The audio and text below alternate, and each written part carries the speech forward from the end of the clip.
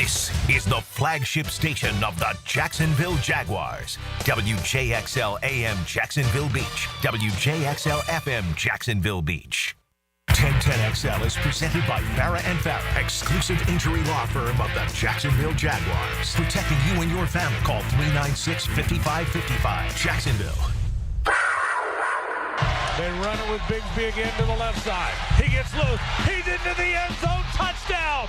Tate Bigsby has scored on an inside handoff, and the Jaguars have taken the lead. And that was really good to see.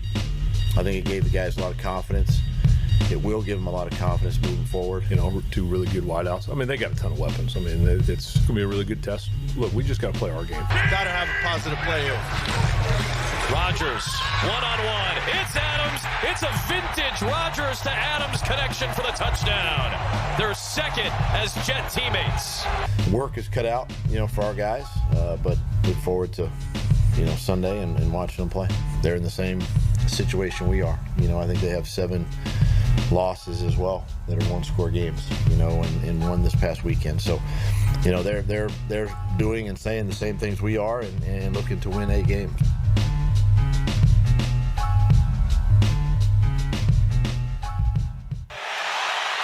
Game day is underway.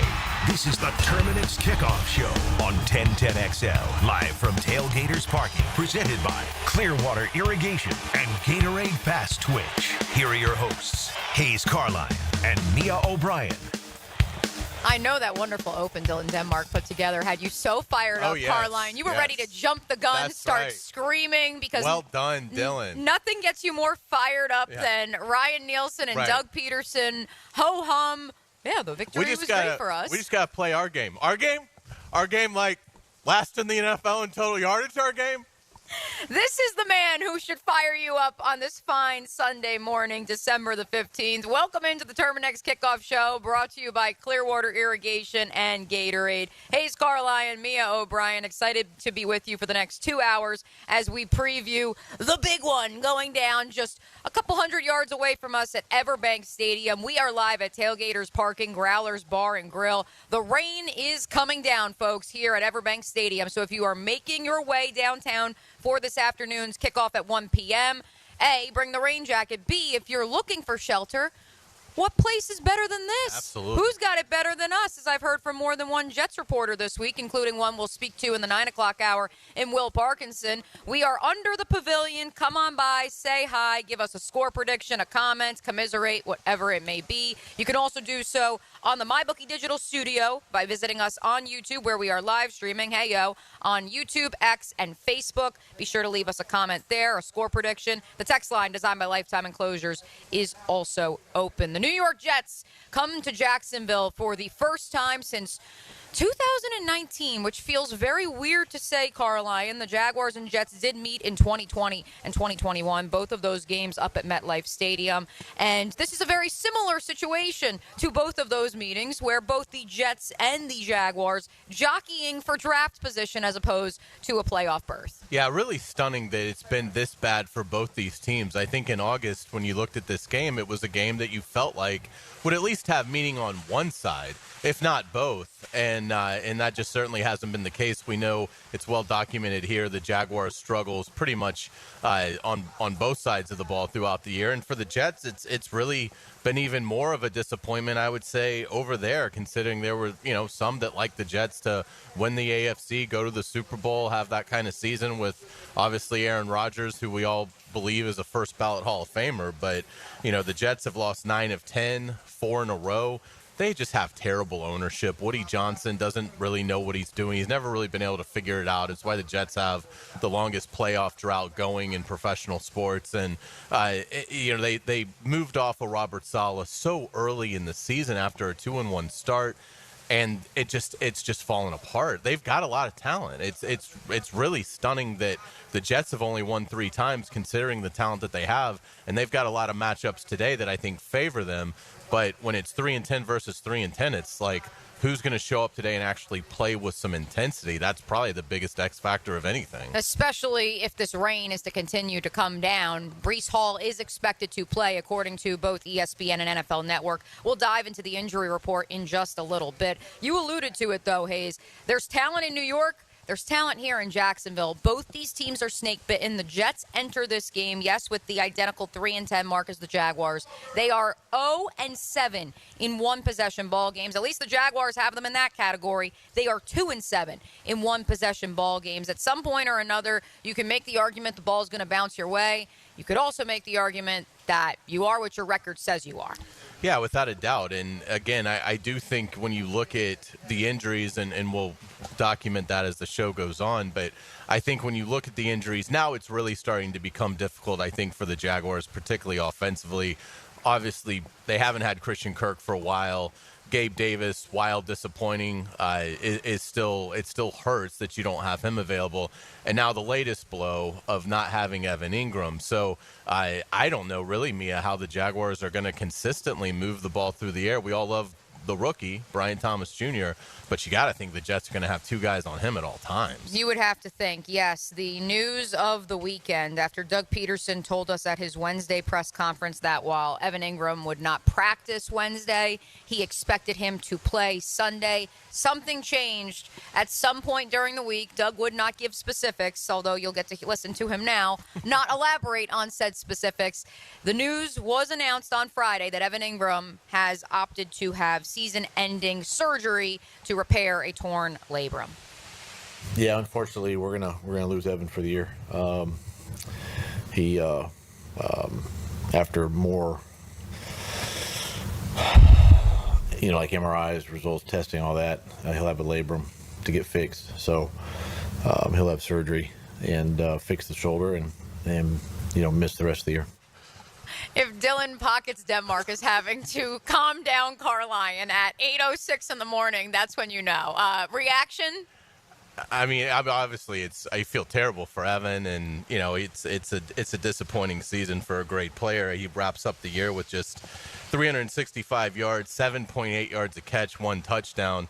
Obviously, we know he's capable of much more than that. So, yeah, it's incredibly disappointing. I think you're seeing some of the frustration there with Doug Pederson in that it's like how do you draw this thing up now? I mean, it's to be down all these guys. And look, I'm not blaming. They should all go. I mean, this doesn't save anyone. We'll get into that. We'll get into that throughout the duration of the program. But I do think that I think that's part of a coach that probably thought Evan might be able to play through this and kind of gut it out, and then to be find out no, he's not going to be able to play through this injury. It seemed like there was a tinge of frustration there, just basically on what's the plan? I mean, again, Brian Thomas Jr. is electric, but you can't just go out there and expect a rookie by himself to go and beat a talented secondary like the Jets have. And so, Brenton Strange, I really like Brenton Strange. It seems like universally he has been praised for the job that he's done, but it's just this offense is already so feeble. And when you take a player like Engram away, it's just it's hard to foresee this team being able to score more than 14, 17 points. Here is the plan, or at the very least, the concepts of a plan from Doug Pederson. Next man up. Brenton, Luke, Josiah, the entire offense. I mean, that's what you got to do. You just got to rally and, have that next man up mentality. Now, the difficult part about said plan, Hayes Carline, is that, A, Josiah DeGuara is also banged up, although Doug Pederson stressed that was just precautionary. The fact that he popped up on the injury report this week, he does not have a game status designation. But as Mac Jones reminded us when he met with reporters on Wednesday, this is an offense that even when it had Engram last week in Nashville, continues to have slow starts. I'm not a football scientist, but I mean, there's definitely things you learn, not only from experiences this year, but in the past, and watching other teams and how they start fast.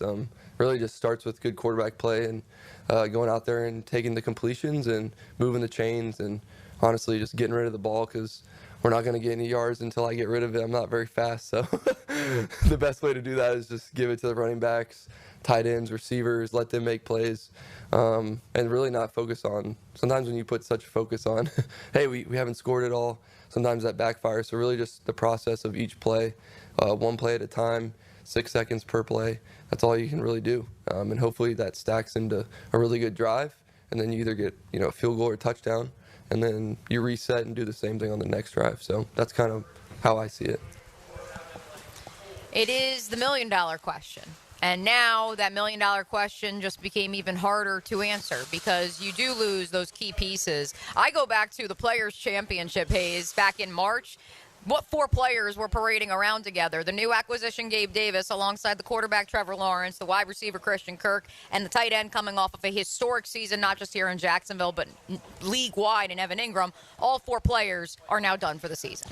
Yeah, it's really, again, really disappointing. It shouldn't affect anything in terms of how this season has been viewed. But certainly you deal with this amount of attrition when you get to this stage and you're mathematically out of it. It's going to be awfully difficult to manufacture a good performance. I mean, I'll give them credit. Fourth quarter against the Titans, they did what they needed to do. They got 10 points. Brian Thomas Jr. was incredible. Mac Jones did some good things. But again, I would think the Jets' plan, looking at the Jaguars now and as wounded as they are, I mean, I would put Sauce on like Parker Washington and then have your second best corner and a safety just on top of Brian Thomas Jr. You wouldn't put Sauce on BTJ. Not now that they're so, I think, one-dimensional in terms of the passing game with Brian Thomas Jr., I would just put 2 guys on him the whole time. You don't need to go Sauce and a double. So I would put Sauce on, again, whoever they're going to line up, Parker Washington, whoever is going to be on the other boundary there. But, yeah, I mean, if Brian Thomas has single coverage at any point today, shame on the Jets. Perhaps the head coach is anticipating such a matchup. Perhaps the Jaguars are planning for it, as he does each and every Friday. Head coach Doug Pederson caught up with Frank Frangie of The Frangie Show, brought to you by Renewal by Anderson. Here is this week's Coach Speaks.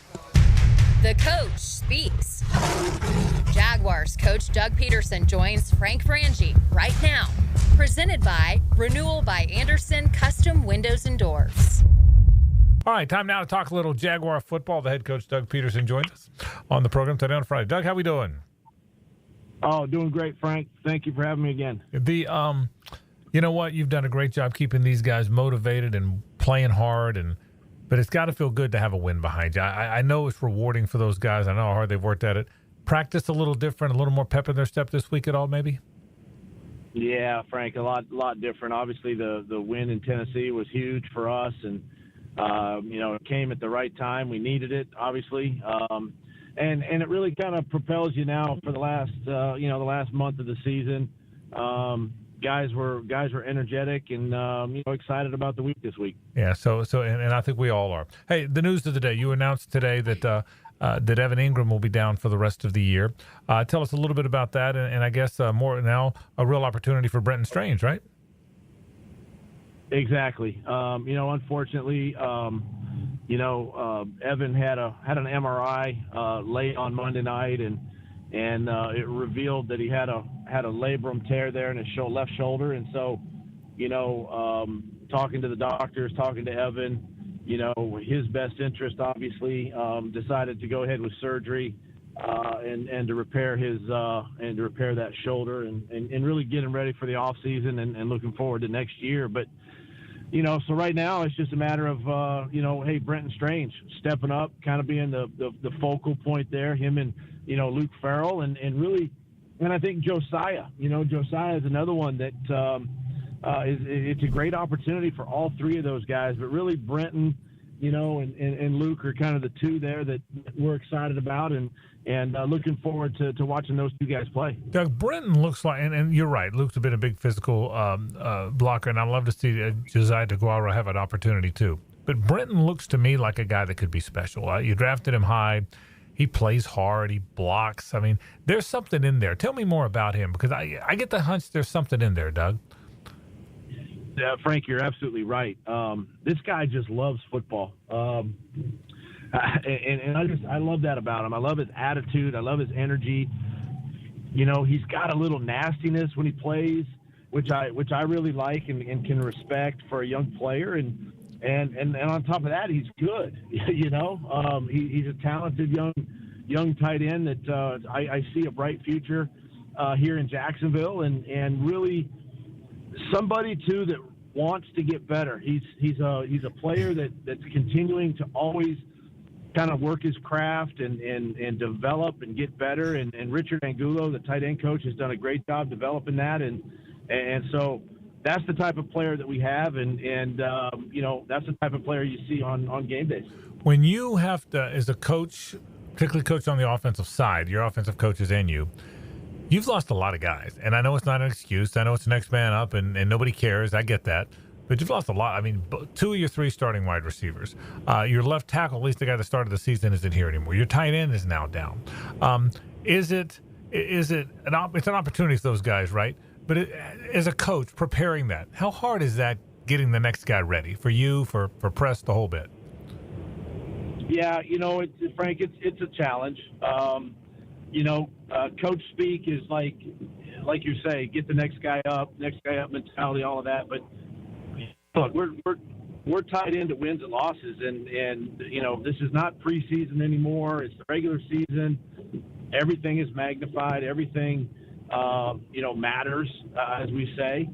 And so it's a bit of a challenge. But at the same time, that's our job as coaches. Our coaches are to prepare everybody and to get everybody ready to go, and that's why I think Press has done an outstanding job involving our weapons on offense, guys like Brenton, guys like BT, Parker Washington, guys like that, and then for Richard to continuing to coach and yeah, it is the next man up, but it can be a little bit of a challenge. But we got great guys in that locker room, and they're excited to play. Boy, BT is playing, isn't he?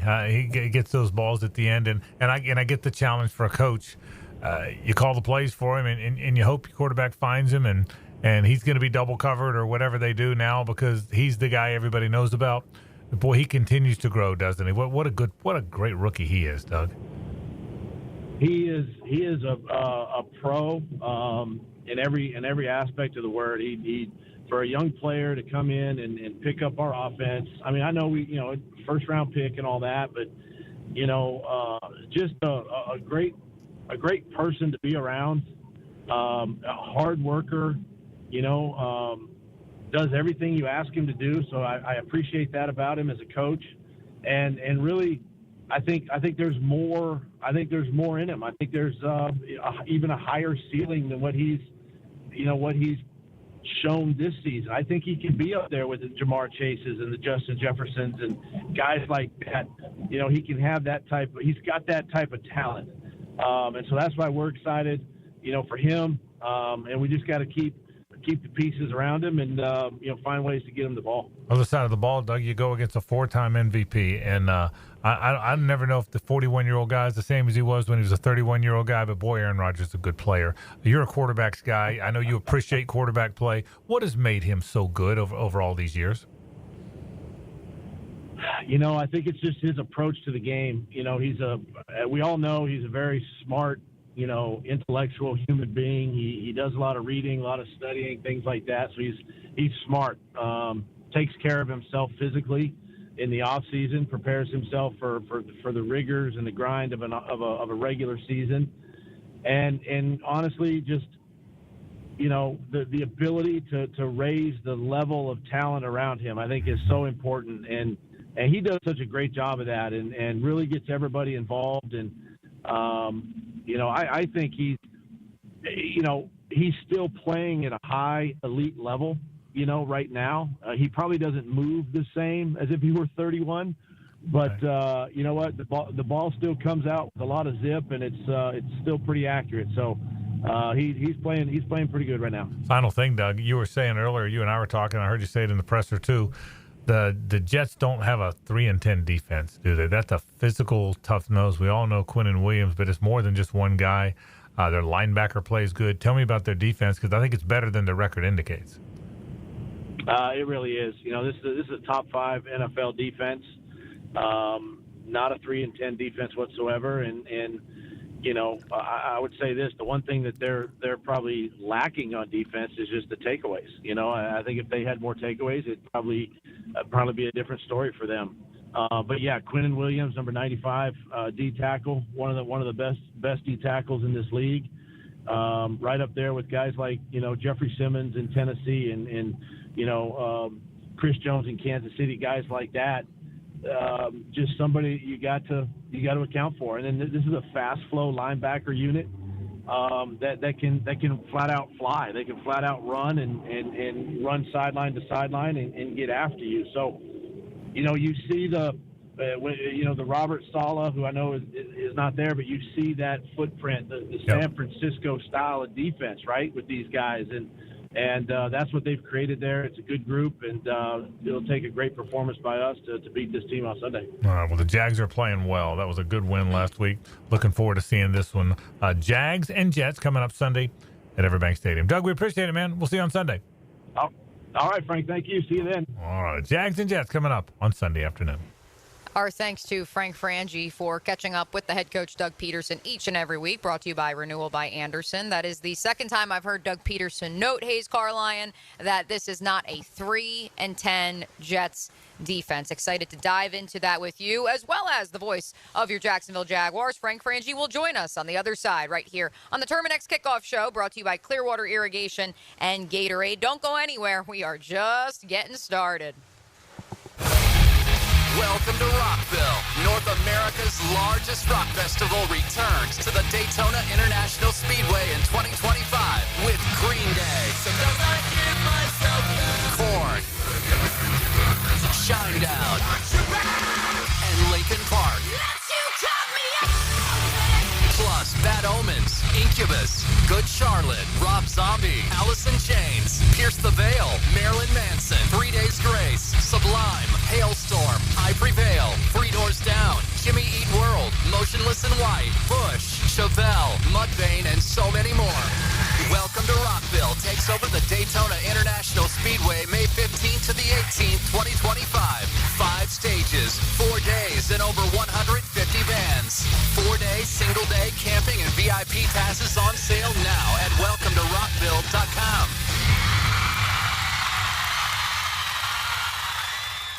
Injured in an accident that's not your fault?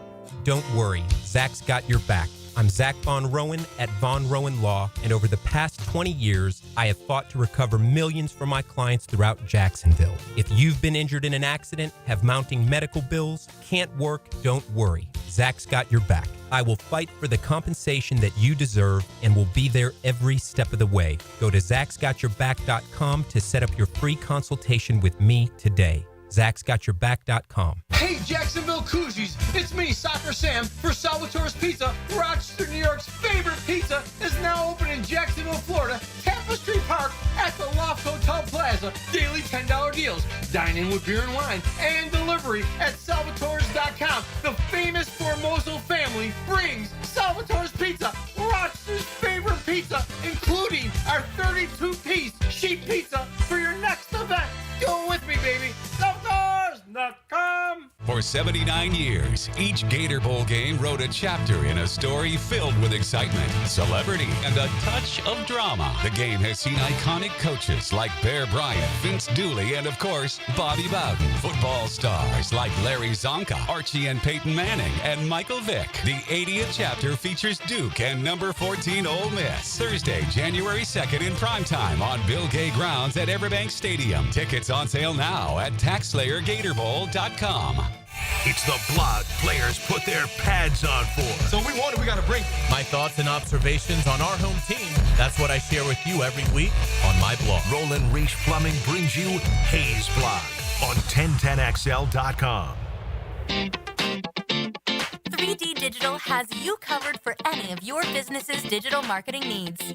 From producing award-winning videos to getting those digital ads to follow your customers around the internet, our team has your back. Visit 3ddigital.com or give us a call at 904-712-4004 to schedule a free consultation today. 904-712-4004.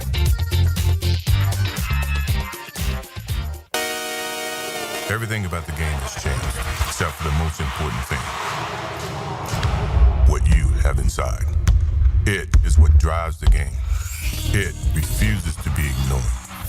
It sweats everything, turns an athlete into a legend. Gatorade, is it in you? From Gatorade Zero to Gatorade Endurance Formula and Gator Light, there's something for every athlete. Find it at your local Winn-Dixie. It's a win-win. Gatorade, official partner of the NFL. Hey, sports fans, it's Hayes Carline from MyBookie. Opportunity is knocking this weekend in the sports betting world, and MyBookie has all the action you want to take. This Sunday, 1 p.m., the New York Jets come to town as 3.5-point favorites to beat your home team. Neither team is playing particularly well with a 40.5-point game total. Take the under in this one. At 4 o'clock, we have maybe the game of the year. The Bills at the Lions. The Lions are favored by 2.5 at home. The game total is a whopping 54.5. Everybody is going to want action on this game, so pay attention to the prop bets and play the over on the lines that you like for yardage and touchdowns. Sunday Night Football, the Packers travel to play the Seahawks. Give a strong look for the Packers to cover. The 2.5-point spread is underdogs. Sign up now at MyBookie and get a double deposit bonus that doubles your money on your very first deposit up to $1,000. Make yourself a winner this weekend with MyBookie, and don't forget that promo code 1010XL. Deck the halls with pipes a-leaking, fa-la-la-la-la-la-la. Oh no! Don't let plumbing ruin your season, fa-la-la-la-la-la-la. Let's go! Uh-oh. Got a clog or a leak messing with your holiday cheer? Call Duck Duck Rooter. We're the reindeer of repairs. Fast, reliable, and ready to slay your plumbing problems. Fa-la-la-la-la-la-la. Hooray! 904-862-6769 or visit duckduckrooter.com. We're flushing your worries away this holiday season. 1010XL is presented by Farah & Farah, exclusive injury law firm of the Jacksonville Jaguars. Protecting you and your family. Call 396-5555. Jacksonville. Now, another great guest on the Garber Auto Mall phone line. Hello. We can wiggle it. The sunshine is trying to peek through here at Tailgaters Parking, Growlers Bar and Grill. At the very least, the rain has lightened up, and it's because our sunshine, Mr. Frank Frangie, is here to provide some context, some positivity as the 3-10 Jaguars get set to face the 3-10 New York Jets coming up at 1 p.m. Frank, how are we doing? I'm gonna bottle that introduction, Mia. That was perfect. I am now Mr. Sunshine. I like it. I think the moniker works. I'm going to stay with it. So that is perfect. I am doing great. Good morning to you and Hayes. And yeah, I think the weather forecast is. I think the rain's about to stop, but we're going to have some sunshine. So I'm looking forward to football. Print the shirts, Mr. Sunshine. We just listened to your interview from Friday with the head coach, Doug Pederson. Frank, that's perhaps where I got the moniker from, because you noted to Doug you felt like last week was a great win and perhaps a step in the right direction for this football club. Well, it was a win, and I thought they played well. I thought they played well at the end of the last two games, man, and I really do. Look, they're trying, man. They're battling. We all know it now. 7 losses by 5 points or less, and a lot of those games, or all those games, decided by a player and non-play in the last minute 17. But I know how hard they're working. I know he's kept that locker room together. People don't want to hear that. People don't believe that, and that's okay. It's my opinion. But I was happy to see him get a win. I really was. I think, the whole thing with this team, with all teams, the Jets have gone through it too. There's 7 times Aaron Rodgers had a chance to win the game at the end of the game. This season hasn't done it. So we all know this. Most of the NFL teams play pretty close games. There's blowouts. There's the Detroit game and a Buffalo game. But for the most part, most games are pretty close in the NFL. So playing well means, did you make the play at the end of the game? That's what dictates whether you played well or not. Did you make the play at the end of the game? They came close 2 weeks ago. They made the plays last week. Good for them. Absolutely. Brian Thomas Jr., a big part of that win in Nashville with the 8 receptions in the final 20 minutes of the game. Frank, how do you think the Jets will go about defending him, particularly now that Evan Ingram's not out there? Well, I think, number one, I'd be a little bit surprised if Sauce Gardner doesn't just go ahead and travel with him, Hayes. I think that's probably what they're going to do. The Jets are more of a zone team. They're more of a sit-back-and-watch team where everybody's got their eyes on the quarterback. Some teams are man teams. The Jags play a lot of man, as you know. The Jets are a zone team. That's what they've done. That's what kind of a lot of what Robert Saleh brought, what Doug said in the interview from San Francisco. That's kind of how they play. So typically zone teams don't travel a guy. But I would think you're going to see number 1 on number 7 a bunch. That would be my guess. Everybody knows by now, not only are the Jags down Christian Kirk and Gabe Davis and now Evan Engram, but Brian Thomas Jr. is becoming a star, Hayes. And I think everybody knows, not just a rookie, he's a star. He's going to be a really good player in the National Football League for many years to come. Everybody else is a young guy. So I would, he's young too, but a young guy that hasn't done as much. So I would imagine that he'll see some double teams. I would imagine he'll see some safety shade his way, and I think he's going to see an awful lot of Sauce Gardner. Tank Bigsby, 18 carries for 55 yards last week against the Tennessee Titans. Travis Etienne, 4 carries for 20 yards. However, he also had 4 catches for 50 receiving yards. That, of course, came against the likes of Jeffrey Simmons and Tavondre Sweat of the Tennessee Titans. As Doug alluded to, Frank, this is not a 3-10 defense. It's built and centered around that ferocious front. What do you make of the matchup between those two tailbacks and the Jets' defensive line? Yeah, the Jets are 4th in the league in total defense, man. So they are very good, but they're 5th in the league against the run. So they're very good. That's a tough act. There's no question. Quinnen Williams is a really good player. Quinnen Williams doesn't get the attention that Jeffrey Simmons or that Aaron Donald used to, or that Chris Jones gets. But he's a good player now. They have a good front. It's weird. It's odd that the Jets are 3-10. We say that about the Jags a lot, Mia. I mean, you're 4th in the league in total defense, and you got Aaron Rodgers on offense. You know, it just doesn't add up that it wouldn't have come together. That's just how hard the NFL is. That's how close these games are. And one mistake here or there, and all of a sudden you're 3-10 and not 10-3. I mean, the Jets, they don't. A lot of people thought they were going to be in the Super Bowl. Almost everybody thought they were going to be in the playoffs. So it's a bizarre season for them. To your question, you're right. Tank has become the downhill runner for this team, and probably the better running back. Travis Etienne is a very good player. He's explosive. He's very good in space. But Tank, if you want to be a downhill runner, Tank Bigsby's probably this team's best running back. So I think you got to play them both. When Mac Jones is your quarterback against a very good defense, you're going to have to run the ball some. The other thing is your defense has got to keep you in this game, Mia. I think you have to keep it. You can't let the Jets get to 24, 27, 31 points. You're going to lose the game. So the defense has to keep you in it. But to your question, yes, it's a tough matchup, but you still have to run the ball. You have to be committed to the run. That's the only chance the Jags have to win this game.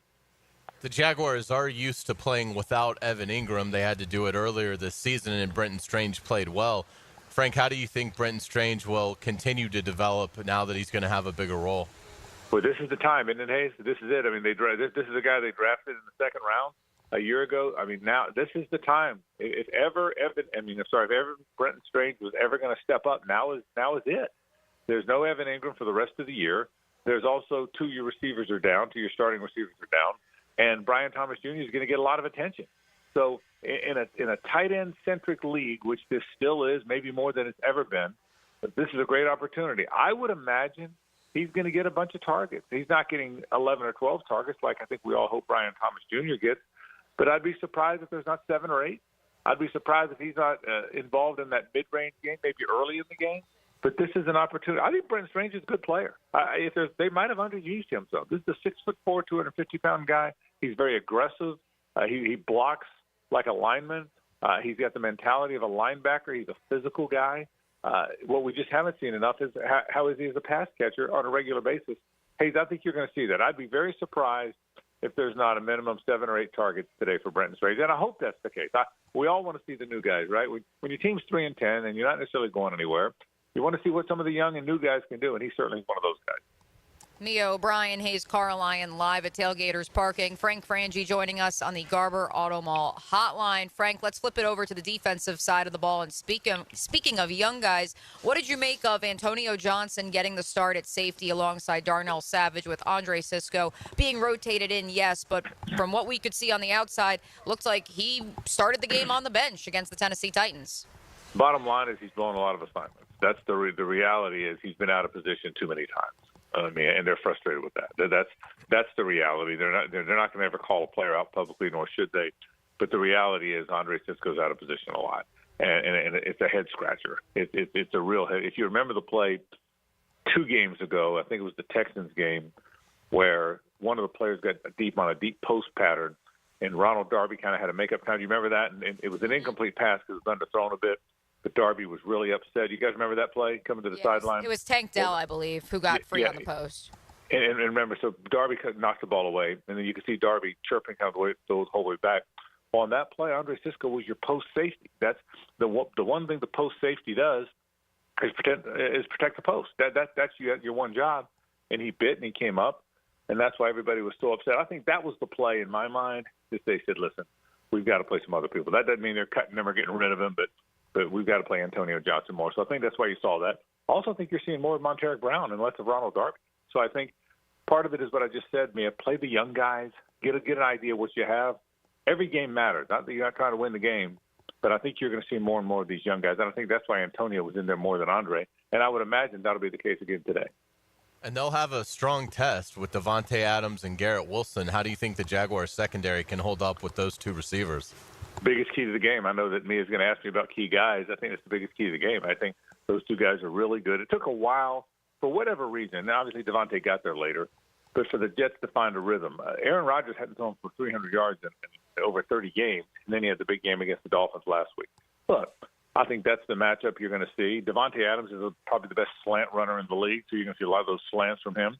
Garrett Wilson can do everything. Hey, you're going to see him over the top some. But that's one of the keys to the game here is, you again, back to what I said a minute ago, Hayes, you can't let them get going, man. You can't look up and you're down 24-7 because Adams and Wilson got behind you. You know, nothing cheap, nothing deep. Isn't that what they say? We can't. That's what you got to be careful of. You can't have anything over the top. My biggest fear in this game is the guy wanting the Jaguars to win, which I do, is balls over the top. If you get hit on those balls over the top, the game's over. So that's the most important thing. Devontae runs those slants and that intermediate stuff, but Garrett Wilson beats you over the top, Hayes, and you can't have that in this game. Frank Frangie will be on the call for today's game between the Jaguars and the Jets alongside the Hall of Famer Tony Baselli, who, by the way, Frank, we once again have some listeners in the MyBookie Digital Studio chat line stumping for Baselli to become the general manager, the executive vice president, and the head coach of the Jacksonville Jaguars. So please do let Tony know. Tony Baselli on the call, as well as Jeff Lageman and Bucky Brooks. Before we get to those key players, those X factors of yours, Frank, I did want to ask about the defensive line rotation. The Jaguars, in a corresponding move to placing Evan Engram on the reserve injured list, called up DJ Coleman from the practice squad. He obviously is an edge rusher. We know the edge rusher depth has not been perhaps where many want it to be, but the interior of the defensive line has also seen plenty of rotations, yes, during the game, but also who's active, who's not active. What do you make of the move to elevate Coleman? What does this mean for the likes of 7th-round pick Miles Cole, Jordan Jefferson, Mason Smith on the interior, and who we might see active today? Great question, Mia. Let me break those up into two questions. All right, let me talk about Coleman. Let me talk about the interior guys first, and then I'll get to Coleman. Let me start with the interior guys. Your point's dead on, and that's been one of the big problems. If you're having to change who's up and who's down every week, that means you haven't found your guy. The two defensive tackles, try as they have, it's been a real tough area for this football team. Devon Hamilton, God bless him, nobody practices harder, nobody plays harder, nobody wants it more than him. But he hasn't been the same guy since the illness, and I think we all know that. So he's one guy, and they've had to alternate the other starters. Big O's started a game. Mason Smith started the last couple games. Tyler Lacey started 2 or 3 games in there. Jordan Jefferson's been up and down. Now, when you get to the edge guys, Miles Cole's been up and down. They haven't been able to find that answer in the interior. I think one of the biggest problems with the defense, and one of the reasons the defense is last in the league, rated last in the league, in my opinion, Mia, is the inability to get a push from up front. No matter how good your edge guys are, if you don't get any push, then you can chip both edge guys and keep them from dominating or taking over a game.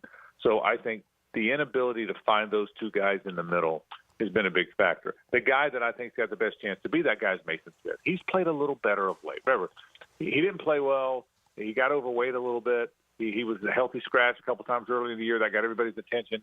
Then when he finally, the light kind of went on for him, then he hurt the ankle. So he was down with the ankle for 3 or 4 weeks. Finally, Mason Smith, the light has gone on. The ankle's okay. I think he's the guy that's got to become that guy, Mia, up front. As for DJ Coleman, he's a guy that's very active in practice. He gets everybody's attention. This is a chance. Let's give him a chance to be what he can do. That's what, more than anything else, this is DJ's a guy that's very active in practice, does well in practice. Remember, now he's a guy that's healthy, so he's going against offensive linemen that are kind of beat up a little bit in practice, so he does well in practice because he hasn't played, because he's fresh, and the offensive linemen are hanging in there. So I think the theory is, let's put him in there. Let's see what DJ's got, and let's see what he can do in a real game. So this is sort of an audition, and I don't know how much they'll play him in the rotation, but this is an audition for DJ to see what he's got, if he can help out those edge guys. And the Jets, with Breece Hall looking like he's going to be active today, they've got a very balanced offense. Obviously, we talked about their receivers and Aaron Rodgers, but if Breece Hall is active, that's a huge challenge as well for this Jaguar defense. How do you think they'll hold up against the run? He's a good player. You're exactly right about that, and I think because the guys behind him are rookies and haven't played very much, I think the fact that Breece Hall, he's only 23 too, but the fact that Breece Hall plays, he's a good player. he gives them that balance. Hayes, in preparing for this game, and we all these past 3 or 4 days before a game, as a play-by-play guy, you go through every player, you watch a little bit of tape, you try and get a feel for the team. I can't understand how this team's the 27th ranked offense in the National Football League. They've got 2 outstanding receivers we talked about. They got a legendary quarterback who you heard Doug say earlier still playing pretty well. He may not be the same guy he was 10 years ago. He's a good player. I mean, this is Aaron Rodgers. How this team has struggled so much offensively is a real mystery. But I think they'll have the balance today. They found a little something last week. They played well on offense last week. So, it's a tough task, and it's way tougher when Breece Hall is in there. He's a good young running back out of Iowa State. People don't know him, but he's a good player, and he helps them a bunch. It's a tough task for the Jaguar defense, no question. All right, Frank, who are your key players for both the Jaguars and the Jets? I'm going to do a pair on both. And Hayes was one step ahead of me. I said multiple players, so I'm glad we were on the same wavelength once again. We were. I think, and Hayes hit it earlier, Garrett Wilson and Devontae Adams are the two most important players in this game for the Jets, in my opinion. If they take over the game, then it doesn't matter what else happens. I think you have to be careful they don't beat you over the top. Devontae Adams doesn't slant you to death. You have to be very careful. That's why Monteric Brown, if he plays more, if Antonio Johnson plays more, boy, oh boy, what a big task for those young guys. Welcome to the NFL, young guys. That's Aaron Rodgers over there and 2 really good receivers, so good luck. So I think those are the 2 guys. And keeping on the same vein, Mia, the 2 most important players in this football game for Jacksonville are Josh Hines-Allen and Trayvon Walker. There's one thing about Aaron Rodgers. Everybody slips a little bit when they get older. Even though he was an athletic guy for most of his career, people don't realize what a good athlete he was. He's still now, if you watch tape of this year, not the same guy when you get him off his spot. It's just he's been frustrated a little bit. The offensive or defensive lines, particularly ends and edges, that can move him a little bit, they've contributed to those 10 losses. So the 2 most important guys in this game for me are Trayvon Walker and Josh Hines-Allen. And again, they got to get that help from the middle, but they've got to kind of take over the game a little bit. For the Jets, if those 2 receivers get deep, it's going to be tough for the Jags. It's going to be a fun game. You're watching a legendary quarterback. Hey, you and I were talking about it during the week. He's a 4-time MVP. You don't have a lot of 4-time MVPs come into your stadium very often. So it's going to be a fun day down at the bank.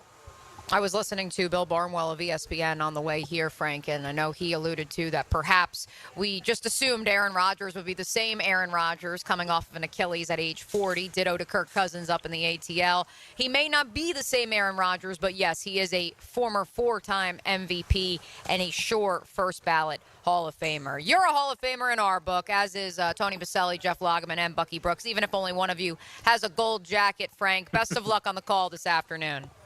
Thanks, Mia, to you and Hayes. See you soon. Frank Frangie will be on the call right here on the Superstation, 92.5 FM, 1010 AM on your radio dial. By the way, Hayes, in that same Barnwell podcast, they drafted the 18 teams that are currently out of the playoff picture. Have you gotten a chance to? I have not. This is intriguing. Yeah. Where do you think the Jaguars in their draft of the 18 teams, if the season ended today, 18 teams are out of the playoff picture? Where would you take the Jags among those 18 teams to turn it around and make the postseason next year? 4th. 5th? Well, he had it. I believe Barnwell had on his big board, he had them 4th. Will Brinson of CBS Sports had them 5th, or inverse of that. It's a good job. And there's talent here.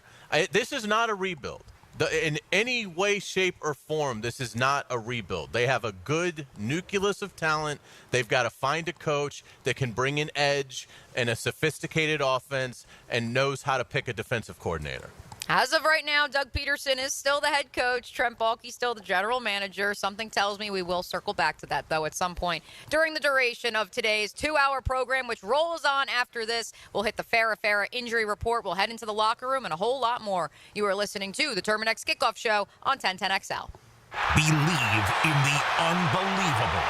Unbelievable! 1010XL. I can't believe it! I can't believe it! We're hearing is believing. Unbelievable! Brotherhood of Rock. Now they celebrate 25 years. Sticks. Kevin Cronin, former lead singer of REO Speedwagon. Special guest Don Felder, formerly of the Eagles. June 2nd, Daly's Place. Tickets on sale now at Ticketmaster.com. Sticks. Kevin Cronin, Don Felder. Brotherhood of Rock. Navy Mutual was created by service members for service members, so we know what it means to serve. Our policies have no active duty service restrictions, so you can rest assured that you're covered no matter your duty station, home or abroad. To go even further, we promise that premiums will not be higher for those who serve in dangerous environments, including aviation, diving, or on deployments. Let us help you protect those you love the most. Learn more at NavyMutual.org. Hey, Jacksonville Koozies, it's me, Soccer Sam, for Salvatore's Pizza. Rochester, New York's favorite pizza is now open in Jacksonville, Florida, Tapestry Park at the Loft Hotel Plaza. Daily $10 deals, dine in with beer and wine, and delivery at Salvatores.com. The famous Formoso family brings Salvatore's Pizza, Rochester's favorite pizza, including our 32-piece sheet pizza for your next event. Go with me, baby. Salvatores.com. Welcome to Rockville. North America's largest rock festival returns to the Daytona International Speedway in 2025 with Green Day, Korn, Shinedown, and Linkin Park. Plus Bad Omens, Incubus, Good Charlotte, Rob Zombie, Alice in Chains, Pierce the Veil, Marilyn Manson, 3 Days Grace, Sublime, Hailstorm, I Prevail, Three Doors Down, Jimmy Eat World, Motionless in White, Bush, Chevelle, Mudvayne, and so many more. Welcome to Rockville takes over the Daytona International Speedway May 15th to the 18th, 2025. 5 stages, 4 days, and over 150 bands. 4-day, single-day camping and VIP passes on sale now at welcometoRockville.com.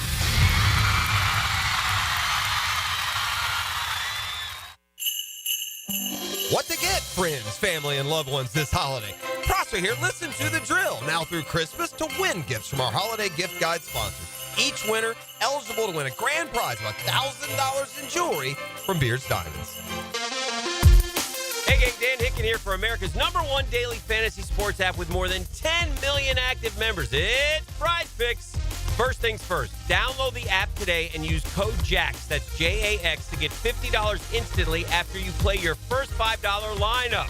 Again, download that app today, use code JAX, $50 after you play your first $5 lineup. How to play? All you got to do is pick more or less on 2 to 6 player stat projections, like, is Jared Goff going to throw for more than 230 passing yards? Will Saquon Barkley have more than 1 touchdown? Will Travis Kelce have less than 70 receiving yards? You can now win up to 100 times your money on Prize Picks with as little as 4 correct picks. Prize Picks puts their members first, so all withdrawals are fast, safe, and secure. When my picks hit, which they usually do, I get my money in as quick as 15 minutes. Prize Picks also now offers Venmo for quick and easy deposits and withdrawals. Prize Picks, run your game. Being an athlete means having a healthy desire to do as much as you can with your body for as long as you can. Gatorade has lower sugar, electrolyte-backed hydration options to keep you rehydrated and replenished. Gatorade, for every athlete. From Gatorade Zero to Gatorade Endurance Formula and Gator Life, there's something for every athlete. Find it at your local Winn-Dixie. It's a win-win. Gatorade, official partner of the NFL. 1010XL is presented by Farah & Farah, exclusive injury law firm of the Jacksonville Jaguars. Protecting you and your family. Call 396-5555. Jacksonville. The personal injury attorneys of Farah & Farah present this injury update. Farah & Farah, Jacksonville. Exclusive injury law firm of the Jacksonville Jaguars. By now, you probably have heard either via this program or somewhere else, Evan Engram officially placed on the reserve injured list yesterday for your Jacksonville Jaguars. He will have surgery to repair a torn labrum, and his season is over. The good news, if there is any for Jaguar fans out there, he is the only player with an injury designation heading into today's matchup with the New York Jets. Ezra Cleveland, Josiah DeGuara, Brandon Scherf, all were on the injury report throughout the week. None of them have a designation for today's game. Meanwhile, for the Jets, Oh, boy. This one could take up about 3 pages, Hayes Carlyon. The good news, if you are a Jets fan listening out there, while Breece Hall, the star running back, is listed as questionable and missed last week's loss to the Miami Dolphins, he is expected to play today, according to both ESPN and the NFL Network. 2 players ruled out, Kene Nwangu, the other Iowa State running back. Fun facts, they have 2 of them on that New York Jets roster. The star return man, he will not play due to a hand injury.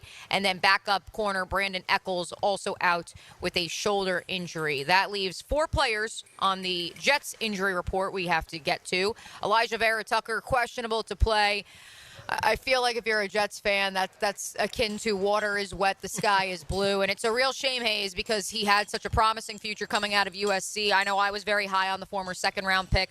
Unfortunately, has just not been able to stay healthy. So he is questionable to play today with an ankle injury. Also questionable, another offensive lineman in the veteran Morgan Moses. So as Frank alluded to, this is going to be a banged-up O-line for the Jets the Jaguars will be going up against. And I think he made a great point about Hines Allen and Walker, because I do think Aaron Rodgers is cognizant of the fact that he can't move like he used to move. And if Hines Allen and Walker can establish themselves early on, I do think it'll bother Rodgers, and I think it'll speed him up. So, if they're going to have a chance of shutting down what's a pretty balanced attack, particularly if Hall is active, and it seems like he will be, that it's got to start with Trayvon and Josh really wreaking havoc off of the edge and getting to Rodgers early. I think they can do it. But that's, to me, if the Jaguars don't do that, they've got like a 3% chance of winning this game. I mean, I think their chances of victory are Aaron Rodgers running for his life and really can't run. So Aaron Rodgers, crumpling into the fetal position as his pocket collapses on him. 2 other Jets listed as doubtful, and in my opinion, Hayes, this may be just as meaningful as Breece Hall's potential to play or not play. Offensive lineman, backup Xavier Newman, doubtful to play. He has a groin injury. But DJ Reed, the number 2 corner for the New York Jets, is doubtful to play with a groin injury of his own. You alluded to it earlier in the program. You anticipate Sauce Gardner perhaps matching up with Parker Washington, and then that second corner with safety help coming over to face Brian Thomas Jr. If DJ Reed can't go, we already mentioned that Brandon Echols has already been ruled out of this game. They would have to go into the well, into the reserves. Jalen Simpson, the backup corner, the 3rd stringer, would presumably, if only based on the depth chart, be next man up for the New York Jets. Yeah, and again, I think as long as you've got 2 guys on Brian Thomas Jr., even if the corner is inexperienced and not your regular starter, you should still feel good about that matchup if you're the Jets. Again, you've got 2 guys on them. But certainly they've got options. And if they elect to have Sauce Gardner take Brian Thomas Jr., pretty much out of the game's too strong, because I think Brian Thomas Jr. can still have some success against Sauce. But obviously it makes it more challenging. I just think the Jets are going to look at it and say, as long as we keep 2 guys on this rookie, shame on us if he has 125 yards and 8 catches and a touchdown. And then, you let Sauce Gardner, kind of operate against the Parker, whoever else the Jaguars are going to put out there. But let's just be honest. I mean, it's Brian Thomas Jr. and then a significant decrease to the secondary options in the passing game. So really, however the Jets decide to do it, I think it's a big advantage for them going into the matchup. But it will be fun to see how it plays out. It'll really be a testament to how good Brian Thomas Jr. is if he's able to produce a big-time stat line today. Because, the other thing working against him is, Mac Jones isn't lighting the world on fire. So, I mean, you've got a bad quarterback. You've got nothing else around you to take any of the attention away.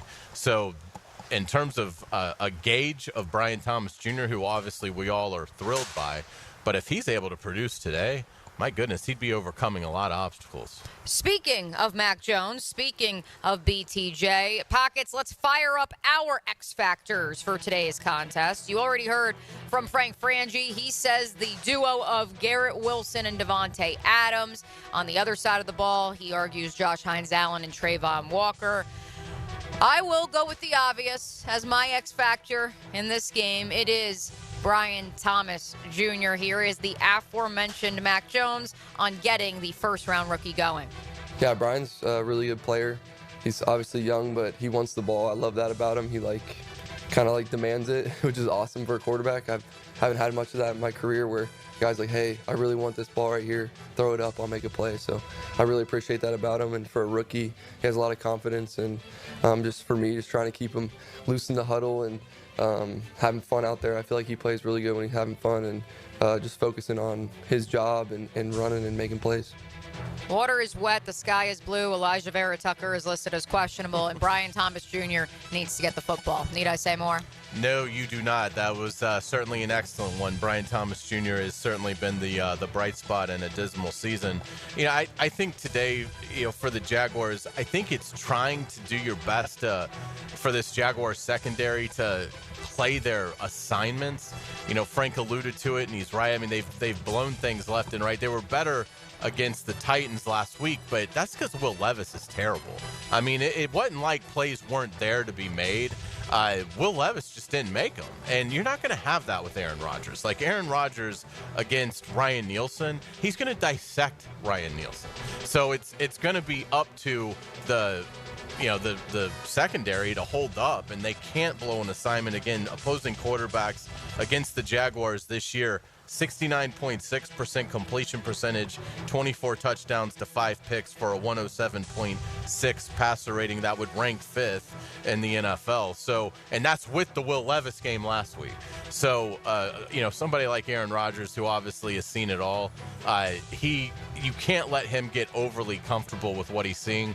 But my fear is he will get very comfortable with what he's seeing, and you'll see some explosive plays with him going to Devontae Adams and Garrett Wilson. Vic Fangio once put Press Taylor in a locker. Aaron Rodgers is going to dissect Ryan Nielsen. Am I missing anything else there, Hayes? No, I think that covers it. Yeah, I mean, I just think that I think it's going to be a long day, particularly for this Jaguars secondary, unless they can pressure Rodgers, and then that certainly is a great equalizer. But in terms of fooling him or anything like that, I don't think that's going to be the case at all. I think Aaron Rodgers will be very comfortable with what he's seeing. Let's head behind enemy lines and get the JETS Jets perspective. Will Parkinson from the Turn on the Jets podcast joins us next right here on the Terminix Kickoff Show, brought to you by Clearwater Irrigation and Gatorade here on the Superstation. 1010XL, hour number 2, coming on the way. Huddle up at Hurricane Grill and Wings, where every day is game day. Dig into fan-favorite dishes and new shareables, including carne asada loaded fries, hot honey wings, and boom boom sliders. Try new cocktails like the spicy Guavarita and the Red Bullarita, or enjoy bucket specials featuring Miller Lite, Modelo Especial, and High Noon during all pro and college football games. Don't miss out. Grab your friends and family and swing by Hurricane Grill and Wings and see what everyone's cheering about. HurricaneWings.com. When pests invade your space, you don't just need them out, you need them out fast. And you need to keep them out. At Terminix, we show up for you and eliminate pests quicker because we care about what matters most to you. When pests show up, so do we. Don't live with a pest problem. Terminix it. Visit Terminix.com today to schedule a free inspection online. That's TERMINIX.com. TERMINIX.com. Terminix it. For 79 years, each Gator Bowl game wrote a chapter in a story filled with excitement, celebrity, and a touch of drama. The game has seen iconic coaches like Bear Bryant, Vince Dooley, and of course, Bobby Bowden. Football stars like Larry Zonka, Archie and Peyton Manning, and Michael Vick. The 80th chapter features Duke and number 14 Ole Miss. Thursday, January 2nd in primetime on Bill Gay Grounds at Everbank Stadium. Tickets on sale now at TaxSlayerGatorBowl.com. Hey everybody, Mike Dempsey here for Dandy Foods. Dandy subs and sandwiches. Look, we always want you to think about those great options as you're driving around Duval. But the beauty is, even as I'm dropping pounds, Dandy's got great options for me as well. Told you all about their protein packs, delicious salads that they have out there. They have fruit cups for on the go. You know what they have. Veggie snack trays. You can grab those on the go as well. Perfect, healthy snack. Dandy is the name to know when you're on the go. So stop into a Gate store anywhere around Duval and make yours a Dandy, and do it today. What to get friends, family, and loved ones this holiday? Prosser here. Listen to the drill now through Christmas to win gifts from our holiday gift guide sponsors. Each winner eligible to win a grand prize of $1,000 in jewelry from Beard's Diamonds. From City A City, heating that rules. Is your AC ready for the holidays? Bold City Heating and Air ensures your AC stays in tip-top shape. We know that a clean AC is a healthy AC. Upgrade yours for just $96 a month and enjoy free duct cleanings with your new system. Plus, ask about our 0% financing options. Bold City AC. We got the crew. Bold City AC. Visit boldcityac.com. It's the end of the year sale with Universal Roof and Contracting. Get 15% off all roof repairs and replacements, plus a $250 gift card for holiday shopping. With financing options as low as $150 a month, protecting your home's never been easier. Schedule your free roof inspection today. Call 855-ROOF-HELP, and this offer expires December 31st. License number CCC 057165, CBC 1258484. UniversalRoof.com. This is the flagship station of the Jacksonville Jaguars. WJXL AM and FM. Jacksonville Beach. 1010XL. Home sweet home of the Jacksonville Jaguars. Hey, sports fans, it's Hayes Carline from MyBookie. Opportunity is knocking this weekend in the sports betting world, and MyBookie has all the action you want to take. This Sunday, 1 p.m., the New York Jets come to town as 3.5-point favorites to beat your home team.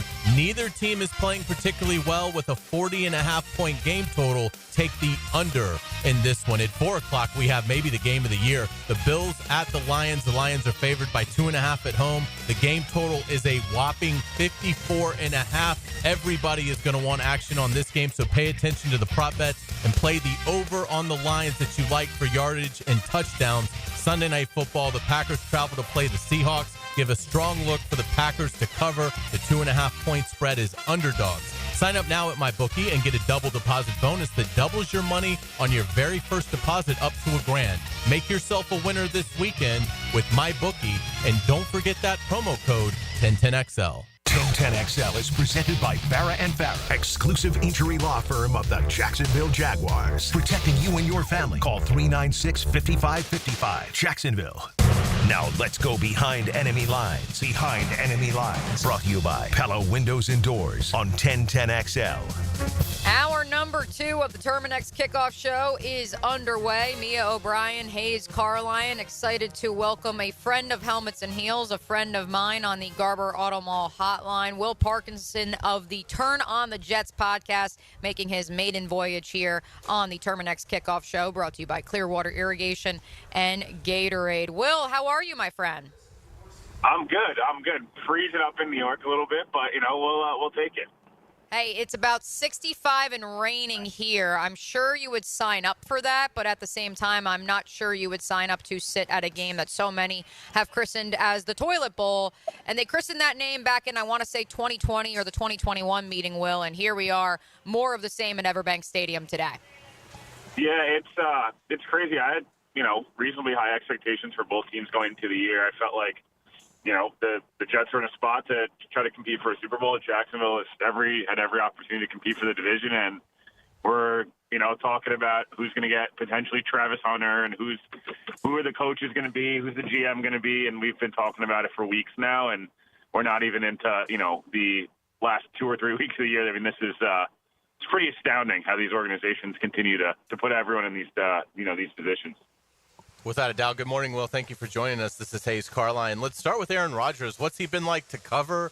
What's your expectations for him today? And what's the future hold for Rodgers in New York?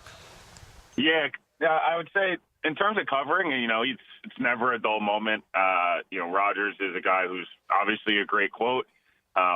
Whether you agree, disagree, some fall somewhere in between, he's always going to give you something. I think, the mood has definitely changed the last 4 or 5 weeks. I think, post-Cardinals game, they went to the bye, they came back, they lost to Indy when Rodgers was, starting to get healthier, and they've collapsed 3 or 4 games in a row, and it turned from he's definitely going to play next year to we'll see, and, New York's my number one option, I just redid my house, but also they have to want me, and I don't have to prove anything, I'm Aaron. It's just become a little bit of a whirlwind over the last, I'd say, month, where the first 18 months while he was here, it was roll call, standing ovations everywhere Rodgers went. It was, week 3 against New England, Rodgers played his best game as a Jet, probably the best he had looked in 12 months, and he's getting a standing ovation, Aaron Rodgers, the whole thing, like you're at a Yankee game. And, last week he's getting booed off the field, 2 weeks ago at home as they collapsed again. So in terms of what the future holds, there's a chance, I guess, Rodgers could play his way into coming back next year if the right head coach and right GM would be open to the idea of him being their bridge quarterback. But it feels certainly like it's 80, 90% over here in New York. They'll be starting over from the quarterback spot. And, I'm not sure where Rodgers ends up, whether he retires, it's the Titans, the Raiders, I don't know. But it certainly feels like it's trending towards the end here for him and his time in New York as opposed to another year. We will be asking you about that GM head coaching search up in New York, Will, rest assured. But first, there is a game to get to today at 1 p.m., sadly, for some in the both New York and Jacksonville area. Let's talk injuries. Breece Hall, questionable for this game, but is expected to play according to both ESPN and the NFL Network. I just said to Hayes, though, as we went through the Fair and Fair injury report, Will, I would be more concerned, not that Breece Hall and his absence wouldn't be significant to the Jets' odds to win here today, but DJ Reed not playing, being listed as doubtful. What do you make of that and what that means for how the Jets will cover a player who you've been high on and we've been talking together about since February in Brian Thomas Jr.? Yeah, so, in terms of Breece, I'm a little surprised Breece is going to go. He got hurt in the Colts game, I believe, about a month ago now, and he missed. He played the following week and then missed last week against Miami. And at this point in the season, a guy who he wants to be out there. I think he is a guy who understands, going into a contract year next year. You don't want to have technically 2 season-ending injuries, although this one wouldn't be season-ending. It's just at the point of where they're at 3-10, one of your franchise players, I don't know if I'd rush them out there with an MCL and a hyperextended knee. That's just me, but I applaud the toughness. And in terms of DJ Reed, the Jets are not only going to be down DJ Reed, they're likely to be down Brendan Eccles, who's a formidable, cornerback 3, if you will. They might be down to Quantez Figures, who's a fifth round rookie. He's a special teams guy, and he's going to potentially develop into a starter, but it's quite a challenge. We'll see. I wonder if the Jets will, Sauce Gardner missed last week with a hamstring. Do they have him travel this week, a little bit with Brian Thomas? Do they kind of do what they do, and that's mostly sit in zone, do some man stuff on third down? But, they're going to need a formidable plan because this defense, while the numbers, yardage-wise and things like that, is still quite good, this defense is not the same defense it's been, the last couple of years where they were a top 5 in the unit in the NFL, according to DVOA and some of the total yardage stats, and even just the eye test overall. So they don't get after the quarterback the way they used to, and they lost Bryce Huff and John Franklin Myers and Quentin Jefferson and a bunch of guys, and they took a swing on Hassan Reddick and Javon Kinlaw, and it's failed quite horribly. So, DJ Reed being out would be a huge bummer for this team. Not only that, but then Eccles also being out, who I thought did a nice job last week against 2 of the tougher receivers to cover in the NFL. So, Quantez Figures versus Brian Thomas is probably not the matchup, going into the year. I think Jets and Jags fans were expecting, but again, we'll see if the Jets maybe get a little creative with Sauce. I just wonder, coming off a hamstring injury, do they not want to test it as much? We'll see. But that would certainly break in character if they did that. So Jags got to get Brian Thomas involved early and often to win at 1 o'clock here. In regards to Davante Adams, how much gas in the tank does he still have left, and what's the future for Davante in New York? Yeah, so, in terms of Davante, he's still very, very good. I don't know if he's at least, look, it's hard to always tell because when you come over in a midseason trade, there's always a little bit of ironing out. I know he's played with Rodgers for a long time, and they're super successful, but again, it's still new environment. It's a kind of a whirlwind. I think Davante can still be a number 1 in this league. I think he's still a top 15 guy. I don't know if he's maybe the top 3 guy or top 2 guy he was for better part of half a decade. Maybe he's a top 10 guy still. It's semantics at that point, but him and Garrett Wilson are as good of a duo as you're going to find in the league. Frankly, and sometimes I think Davante is a little held back by, what Aaron's been like this year, where he just does not throw over the middle of the field, and he doesn't, until the last couple of weeks, has not been healthy enough to move outside the pocket and do some of those, kind of outside the pocket, throws to Davante, which made them so good in Green Bay. So he's still very good. In terms of the future with him, he's got a ballooned up cap number up in the mid-30s next year. A simple restructure brings that all the way down to 12, which is likely what he stays with the Jets, likely what it'll be, right? They'll either rework the deal or, restructure his contract and free up about $20+ million in cap space. For Devontae, sure, you get that nice $20 million, cash check right away. In terms of if he's here, I think it comes down to what happens with Aaron. If Aaron goes somewhere else, I could see the Jets saying, we'll save a bunch of money. We'll kind of restart a little bit. We're going to pay Garrett. Devontae can go follow Aaron. If Aaron retires, I think there's a good shot he's back. I just think it comes down to, what happens with Aaron and the new GM. Depending on what the Jets do in the draft, if they end up with a quarterback, let's say, you'd want your rookie quarterback to have Garrett Wilson, Breece Hall, and Devontae Adams as your trio, at least early on in his career, to develop some of that confidence and trust. So, gut feeling, it's 50-50 if Devontae's back. I think it really depends on if Aaron plays football in 2025. Couple more behind enemy lines on the Garber Auto Mall hotline for Will Parkinson of the Turn on the Jets podcast. And since you brought it up, let's pivot, Will, to the news of the day. The 33rd team was hired to be the consulting firm for the New York Jets in hiring their next head coach and their next general manager. Early reports this morning from Adam Schefter of ESPN is that former Titans general manager John Robinson and ESPN analyst Louis Riddick are the first two known names to be a candidate for that GM job. Big picture here. What do the Jets need, Will? Second, what do you make of those two names and their potential fit in New York? Yeah, so from a Jets perspective, I think they need guys to come in. Look, Joe Douglas did some nice things as general manager. There's no doubt this roster is still extremely talented.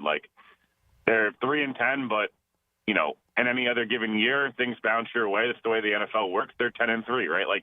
They've lost 7 games leading in the fourth quarter and lost by less than 6 points. It's really hard to be that bad at closing games, and coaching's a massive issue.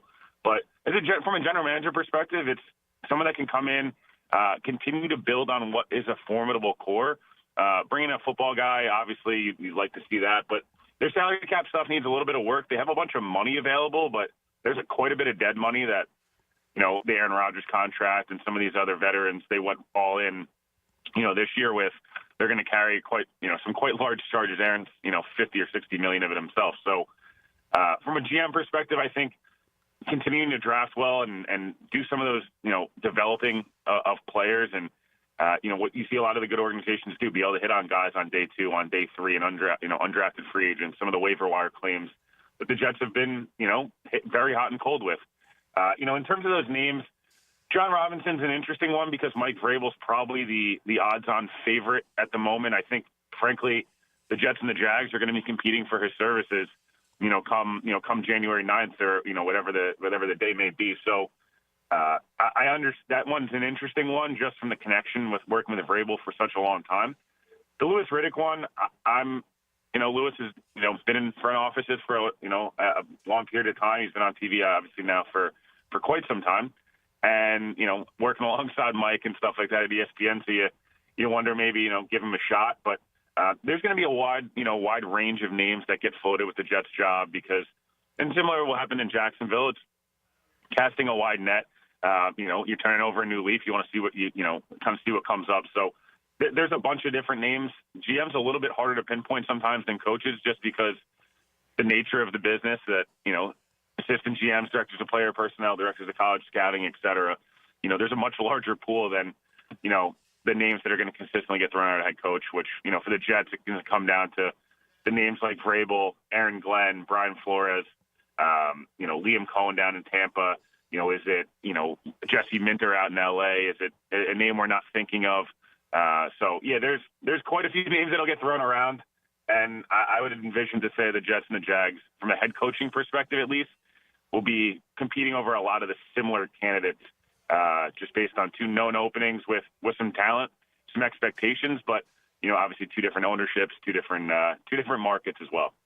And, of course, the Jaguars technically don't have an opening just yet at either head coach or general manager. There's plenty of Jags fans driving around Duval right now saying, curse you, Jets. We wish we were you guys right now. But like you alluded to, you guys have been talking about potential head coaching candidates since week 6 of the NFL season. Perhaps that's not the most enviable position. But with that said, as you alluded to, that has given you guys a significant leg up both in the media as well as the front office and the 33rd team's coaching consulting firm. A couple extra weeks in this process. Through your research, through the last 8-9 weeks of going through this process, who right now would be your pick if you were choosing the next Jets general manager and head coach? I'll go Mike Greenberg down in Tampa. He's more on the salary cap side. He actually worked for Mike Tannenbaum with the Jets. Grew up local guy. Has been kind of putting in the work there. I'll go with him. He's a name Peter Schrager's been quite high on as well. The NFL Network. Peter's as well connected as it gets, and threw his name out as well. And then I'll say it. I maybe it's more optimistic. I'd like to see the Jets hire Mike Vrabel. I think the Jets right now are a team that is a lot of really fun, talented pieces and needs somebody to come in and kind of whip everybody into shape a little bit, but also, be well coached, disciplined, preparedness, penalties, clock management, like a lot of the basics around. It's not about scheme and all these different things. And as much as that stuff's fun, as I mentioned, they're 0-7 in games decided by less than 6 points. 3 games in a row they've been leading with 6 minutes to go and they've blown it. So someone to come in, get the best out of, some of those kind of day 2, day 3 roster guys. So I'll go Mike Greenberg out of Tampa. Who's an assistant GM there. He's been there for a long time, as I mentioned, worked with the Jets in years past when they were successful. And then I'll go Mike Vrabel, who, I'm sure that we'll have some type of control over the roster as well after kind of what happened in Tennessee and how that all ended. Not Mike Greenberg of ESPN, but still Mike and Mike is Will Parkinson's prediction. Speaking of predictions, I probably shouldn't let you go without a score prediction for today's game. I will let you know, Will, that our friends at MyBookie have shifted the spread for today's Jaguars-Jets game from a 3.5-point line favoring New York to a 3-point line favoring New York. What's your score prediction expectation for this matchup at Everbank Stadium? It's going to be the game of the year. No one cares about Bills-Lions. We only care about Jets-Jags. No, I think I'm going to go 26-23 Jags win this one. This will be a game the Jets are probably winning until the last 4 minutes of the game. The Jets will be playing better. Everyone will be like, this is probably over. The Jags are going to pick third. They're going to get Travis Hunter, and we're going to move along. And somehow the Jets will do something dumb on special teams or on offense or defense. And we will be looking at the Jets having not won in the state of Florida, continuing now through the last time the Jets won the state of Florida was 2015, which is absolutely insane. Unfortunately, I think that may continue today, and the Jags may get a much-needed victory for their still head coach, Doug Pederson. That would also mean Mac Jones 6-0 against the Jets in his career. A lot of saucy notes. We don't talk about that. We don't talk about that up in New York. Well, we are glad to talk to you, Will Parkinson. You can check him out, the Turn on the Jets podcast at WillPA11 on X. Appreciate you, brother, man. Thanks for stopping by. Thanks so much, guys. Enjoy the game. Truly, be sure to follow Will, not just for Jets coverage. He does a ton of stuff with the NFL draft, scouting, all that great stuff. So be sure to follow him on X. And, of course, be sure to subscribe and listen to his podcast as well. Yeah, that was great. Thanks for setting that up. Absolutely. He's a star rising in the industry. And, yes, as many have joked on the Superstation this week, it's the weird home game for me with so many of my old cohorts now covering the New York Jets professionally. Will did go to Cortland. We won't hold that against him. Still a whole lot to do on the Terminix Kickoff Show, brought to you by Clearwater Irrigation and Gatorade. We'll head into the locker room and hear from one of the stars of last week's win over the Tennessee Titans in Jarian Jones. You are listening to 1010XL and 92.5 FM. Launch the downloads. Join the 1010XL Podcast Network. And initiate sequence. Now you can find all your favorite 1010XL podcasts in your platform of choice. Welcome to Rockville. North America's largest rock festival returns to the Daytona International Speedway in 2025 with Green Day, Korn, Shinedown, and Linkin Park.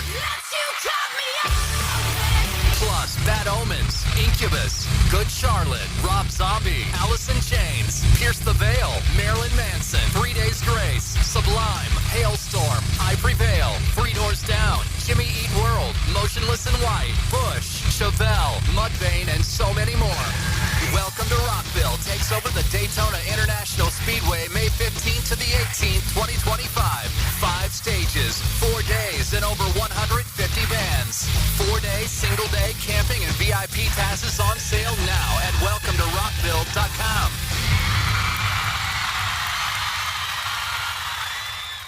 Hey everybody, it's Mike Dempsey. Here in North Florida, you know that when temperatures go up and your AC goes out, you need help now. Like right now. Like lickety-split. So why not call Lickety Split and get same-day emergency service for your AC? Now, I bet you've seen their trucks all over town because they've got dozens of certified technicians ready to repair not only your AC, but your home's plumbing and electrical, too. So when you want it done right, and you need it done right now, call Lickety Split, AC, Plumbing, and Electric. Want to be up close and personal with the Jaguars as they take the field? Here's your chance to be in the shadows, outside the Jaguars locker room, now called The Vault. Enter today at everbank.com/shadows. One winner and a guest for every home game at Everbank Stadium. No purchase necessary to enter or win. Open to legal residents in the United States and D.C. 18 and older. Entry periods for the Shadow Sweepstakes promotion from 8/19/24 to 12/15/24. For official rules and complete details, visit everbank.com/shadows. Sponsored administrator, Everbank NA, member FDIC.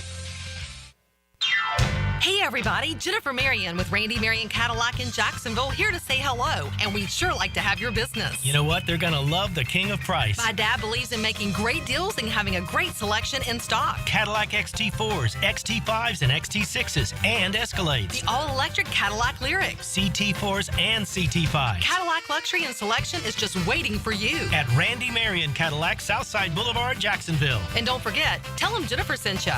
She's very comfortable talking sports and hanging out with the boys. Mia O'Brien here, still providing the best multimedia sports coverage in Northeast Florida on 1010XL radio, video, and social channels. All things Mia are driven by Arlington Toyota.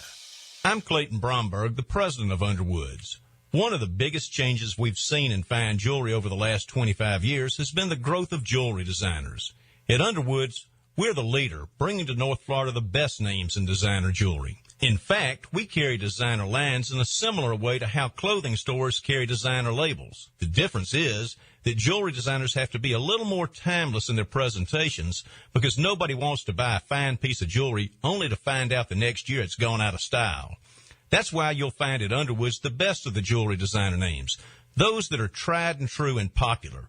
Names like David Yerman, Roberto Coin, John Hardy, Marco Bichigo, Jude Francis, Lagos, Hippolyta, and a lot more are all available right now at Underwoods. So if you want the best looks in designer jewelry, stop by Underwoods, San Marco, Avondale, or the shops of Ponte Vedra.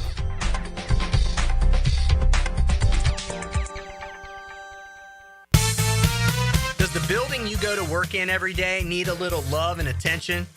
Jason Parker here with Performance Painting. Great companies take great care of the buildings their staff and customers walk into every day.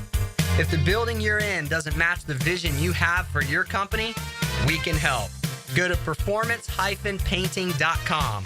Our highly trained team makes the difference. Quality coatings applied with pride. Performance Painting! If you're tired of your fence looking like a bad hair day, well, it's time for a fence makeover with Superior Fence and Rail. They'll make your yard the talk of the town with a new fence installed by their expert team. Your fence is fantastic. My fence is giving all of my neighbors some serious pick and envy. Thanks, Superior Fence and Rail. So get off the fence and call Superior Fence and Rail for your fence installation project today. SuperiorFenceandRail.com. Hey y'all, Melissa Scobie here, and you know my husband Josh could really kick that ball. But when it comes to working around the house, well, not so much. So when I need irrigation, drainage, or seamless gutters, I rely on John Haney's crews at Clearwater. Hit it, guys. Clearwater Irrigation. And drainage too. ClearwaterJacks.com. 1010 1010XL is presented by Farah and Farah, exclusive injury law firm of the Jacksonville Jaguars. Protecting you and your family. Call 396-5555. Jacksonville. Getting game day underway. Live from Tailgaters Parking. The Terminix Kickoff Show. Presented by Clearwater Irrigation. And Gatorade Fast Twitch. On 1010XL.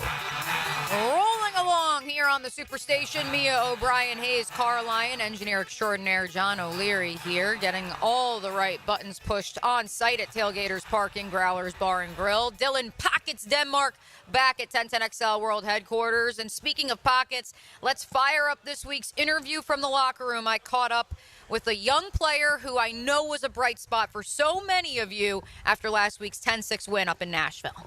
Nobody else who we want to talk to after last week. I said it on the Duval Rundown postgame show last week that this guy is a dog. He was the MVP for me in that 10-6 victory over the Titans. He is Jarian Jones, rookie defensive back.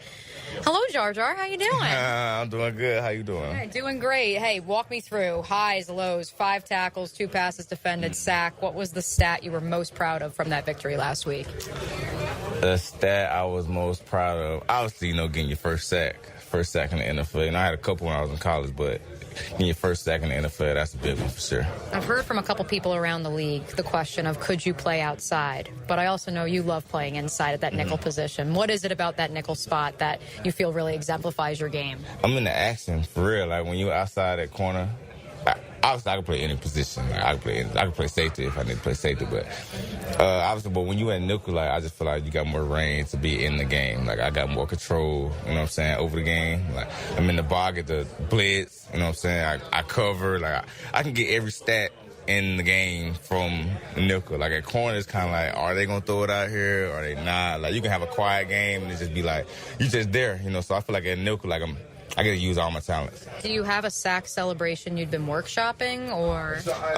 Nah. So when I got the sack, I didn't have no celebration lined up. I got my PBU celebrations, my pick celebrations, all that, but I didn't really have one for the sack. You're just so shocked that it was relatively, pretty unblocked for the most part, right? Yeah, it just kind of came you could say it was unblocked. I burnt them, for real. I got really burnt them. And I had been working that move. So, the way it kind of happened and lined up, I was able to show my move and get us. So, it's kind of, yeah. It was perfect. It was perfect. Now, dialing up a blitz like that, is that something that you guys have talked about during the week of really moving towards these last 5 weeks? Coach has been wanting to blitz me. We talked about it. But it's not something that we just recently have been talking about. He's been trying to do it all season. But, it's a certain look we got to get, for me to be in the blitz or, however it may be. So he called it a couple times that game. It just didn't line up with me being the blitzer, So, that was the first time it actually lined up with me being the blitzer that game, and it kind of worked out perfect. You bring Will Levis down for your first career sack. What's it going to take to bring Aaron Rodgers down, perhaps, for a second career sack this weekend? It's going to take Coach just to call it, and I'm going to get there. When I say Aaron Rodgers, you say? I don't know what to say about that guy. He's a GOAT for sure. He's definitely one of the greatest to ever do it, but now we got to play. So, we're just going to see. Obviously, it's not been the season they wanted either by any stretch of the imagination, but just talk about their weapons that they still have, even if it is in a 3-win season. Yeah, their record, I don't think really does them justice. They definitely have some weapons over there that, if you don't come to play, they can, take the top off or ruin your day for sure, So, obviously, within the game, you got to go into it and just kind of, bring everything you got, put your best foot forward, prepare and, get ready to give them everything you got because they're going to give you theirs. For your DB room, the assignment of Garrett Wilson, Devontae Adams, how do you allocate resources accordingly? I just think you just got to, lock in and play your keys, because at the end of the day, they got to beat you, you got to get the job done, so I just think you don't approach it no different. I think you just got to kind of know what you're dealing with and, know how to attack it. Last question from me. Doug said post-game that the only way to get to 5-0 is to 1-0. What is the sentiment in this locker room right now when it comes to approaching these last 4 weeks? These are important. These next 4 weeks are important. These next 4 weeks trying to go 4-0, so, you just got to take it one at a time. I'm not thinking about next week. I'm in the middle of this week, so my main focus right now is winning this week. Jarian, thanks so much. Yes, ma'am. Thanks to Jarian, who certainly will be another one of those young bright spots who we will have our eye on in the next 4 weeks, despite the Jaguars' 3-10 record. Yeah, fantastic interview. Love Jarian and great insights there. And how could you not be excited about what he can be over these next 2-3 years here as he gets established? And then, hopefully he's here for a dozen more after that. But, yeah, Jarian Jones, he has the right mentality. They need more of that. Yep. They need more Jarian Joneses in that locker room. I loved, how he responded to the cheap shot on Trevor. And then obviously his play last week, I agree, definitely one of the big bright spots and getting a big win up in Nashville. You can make the argument, though, Hayes, and that's why I found that one-on-one so fascinating. I understand those around the league that believe he can play outside. You heard that third or fourth question I asked him. It sounds like he believes he could, but he doesn't want to. He understands that his skill set is best in the slot. And I understand there are those who say, well, that's a devalued position. He can make more money outside. Kenny Moore's made a pretty nice living as a slot-specific corner up in Indianapolis. I think Jarian Jones could do that and then some. Some quick breaking news on the Jets front before we get to our keys to the game, brought to you by Instant Keys. According to Brian Costello, the New York Jets beat reporter for the New York Post, Jets tight end Tyler Conklin has been ruled out for today. He is dealing with a personal matter, so that's another weapon down for Aaron Rodgers. I know Tyler Conklin, not exactly a household name per se, but he's been as reliable as any, has lived through multiple regimes, multiple quarterback changes up in New York, and so another weapon down for Aaron Rodgers. Yeah, it's going to make it harder on third down for Aaron Rodgers to convert, because that's a security blanket for him. So not an explosive player, but that's a sizable loss for the Jets today. The line going to shift? Are we going to see some movement here? Yeah, maybe that's why. Maybe these guys, they always know before we do. Amen so to maybe that. Tyler Conklin was worth that half a point. Yes, going from 3.5 to 3 points on my bookie in favor of the New York Jets did the spread. All right, let's hit it, Dylan. Our keys to the game. Now, the keys to the game. Brought to you by Instant Keys, fast, professional, honest locksmith service. Building off of my selection for X Factor, I think you are probably sensing a trend by now, one way or another. And our thanks to Will Parkinson of the Turn on the Jets podcast for giving us some insight into the depth chart when it comes to the cornerback room for the New York Jets. The Jaguars need to get Brian Thomas Jr. the football, not just because of what he can bring to this offense, but because, in his own words, he's always open. Do you hear all of the outside commentary about get Brian Thomas Jr. the ball? I mean, as everybody hears it or whatever, but I try not to focus on it. I just go out there and play the game the way I'm supposed to play and do what I'm supposed to do and be ready whenever the ball comes to me. Mac was talking today about how you want it. Yeah. And you tell him you want it. He likes that you want it. Yeah. Where's that come from? I mean, just me being out there playing, I feel like I'm always open, so I'm always on the ball out there. Brian Thomas Jr., 7'11", always open. Get him the football. It's that simple. And it's funny because, like, I have been critical of that generic response, Hayes, when that's been the answer and when that's been the talking point here on the Superstation and elsewhere when it comes to the Jacksonville Jaguars. But in a game like today, now down your top 2 wide receivers coming into the season, down your top tight end, who may be ultimately one of your top pass catching options across the board, you have no choice. You have to get the ball to Brian Thomas Jr. and in a variety of ways. Just please press Taylor. Don't try to do the double reverse in the backfield. Like that would be most appreciated. Well, and that's the thing, Mia. It's a great point because you're not going to probably generate much outside of Brian Thomas Jr. I mean, it's Parker Washington's probably not going for 70 yards today or more. Sorry to the fantasy football owners, Brent by the way. Strange probably isn't doing much there. You're probably not getting some surprise contribution. So if the Jets are able to hold Brian Thomas Jr. to 60 yards or under that, hard to imagine Mac Jones throwing for more than 200. And I think you're going to need more than that. So, yeah, it's a huge key getting Brian Thomas Jr. going. And he's becoming the kind of player that will ignite the crowd, and he's gotten to that point where when Brian Thomas Jr. does something explosive, it just brings an extra energy out in the team and in the environment here. So hopefully they're able to do it. I think it's going to be certainly a tough putt. My key to the game will be which of these teams can actually take the ball away from the other. Both have been dreadful at it this season. The Jaguars are tied for last in the NFL with 8 takeaways this year. The Jets haven't been much better. They've only got 10. The Jets are actually last in the NFL in interception rate. They're pretty good at pressure, but they don't create a lot of turnovers. So, really today, that's probably, this is 2 bad teams.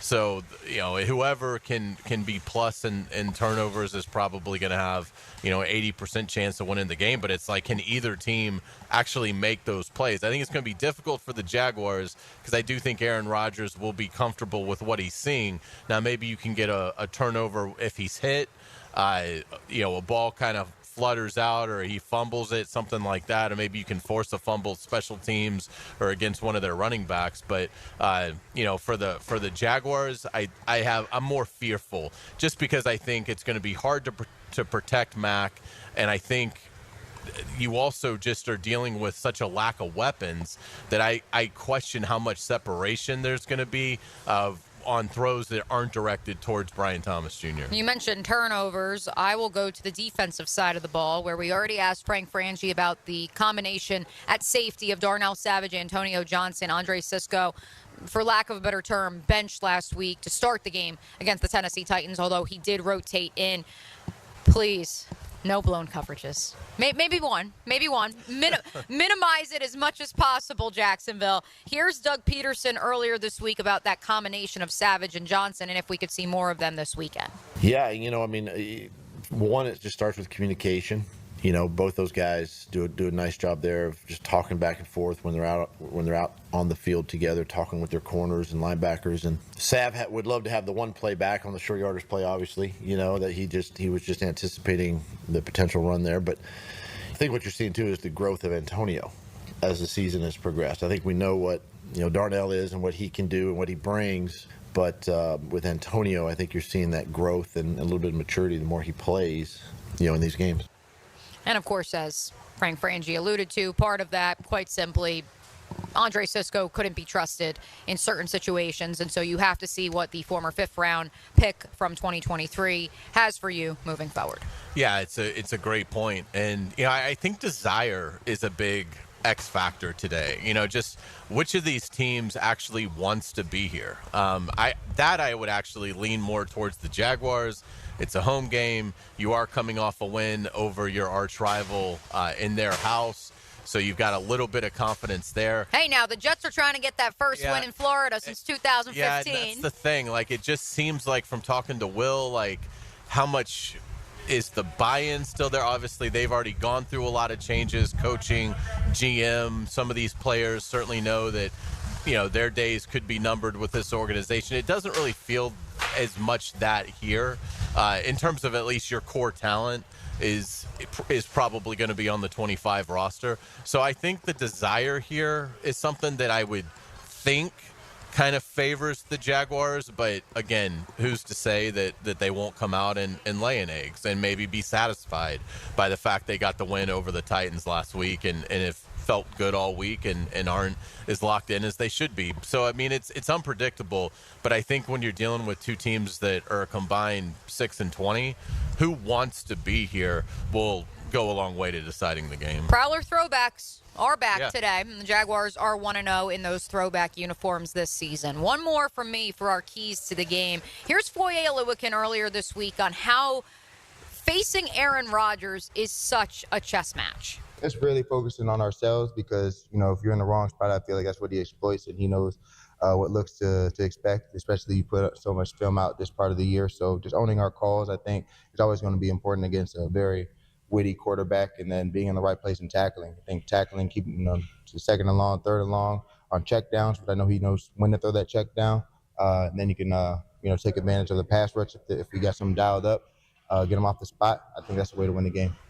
I enjoyed the adjective witty quarterback there. Those are our keys to the game, brought to you by Instant Keys. The time has come, my friends. Brackish vodka. It's time here at Tailgaters Parking, Growlers Bar and Grill. What sort of concoction does Chad Mays have for us today? He's got something up his sleeve. Folks, this one's going to be very, very special. If you are able to watch on YouTube, X, or Facebook, you're going to want to watch this live stream. Coming up next right here on 1010XL. Bull riding. The perfect fusion of strength, skill, and pure willpower. Professional bull riders aren't just athletes. They're daredevils with cowboy souls. Come experience the true modern West, where 8 seconds of glory will create a lifetime of memories. It's the Michelob Ultra PBR Jacksonville at ViStar Veterans Memorial Arena, February 22nd and 23rd. Tickets available at Ticketmaster.com and PBR.com. Hold on tight. The ride of your life is about to begin. Mia here. When it comes to roofing, whether it be shingles, metal, or most repairs, there is one name that has protected your home since 1999. Pro-Jax Roofing. Serving all of Northeast Florida, Mike and his guys have been repairing and replacing roofs for 25 years. Need insurance help? Mike's team can help. Raised in a military family, Mike provides great attention to detail with unparalleled quality and workmanship. They also have warranties, so you can have peace of mind. Call Mike today for a free estimate or online at projaxroofingfl.com. 3D Digital has you covered for any of your business's digital marketing needs. From producing award-winning videos to getting those digital ads to follow your customers around the internet, our team has your back. Visit 3ddigital.com or give us a call at 904-712-4004 to schedule a free consultation today. 904-712-4004.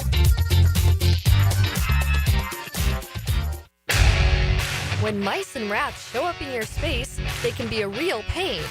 You need them out fast before they have time to multiply. Terminix knows how to shut down rodents, and they'll keep them from coming back to wreak more havoc. When rodents show up, so do we. Don't live with a rodent problem, Terminix it. Visit Terminix.com today to schedule a free inspection online. That's TERMINIX.com. TERMINIX.com. Keeping up with Seminole Nation. Join the Noles and their road to repeat as ACC champs. Stay close to the Seminoles with the Florida State Seminole Report. Brought to you by your local Ag Pro, your home team on 1010XL.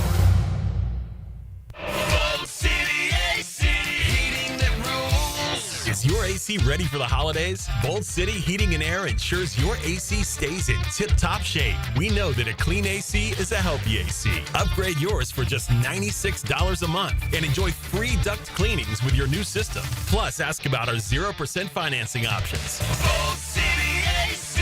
We got the crew. Bold City AC. Visit boldcityac.com.